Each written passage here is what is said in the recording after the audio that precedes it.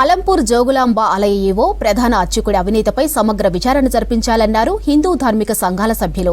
ఇక శక్తిపీఠాలలో ఒకటైన జోగులాంబ ఆలయ పవిత్రతను కాపాడాలని ప్రభుత్వాన్ని కోరారు.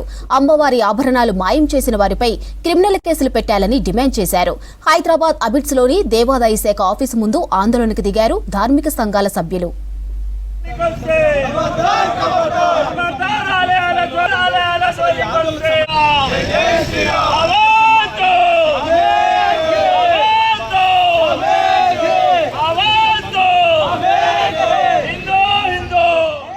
తెలంగాణ రాష్ట్రంలో కొలువైనటువంటి జోగులాంబ క్షేత్రం అభివృద్ధి జరగాలంటే మాత్రము అమ్మవారికి నిత్యము జరగాల్సినటువంటి పూజాధికాలు శాస్త్రానుబద్ధంగా జరగాలి.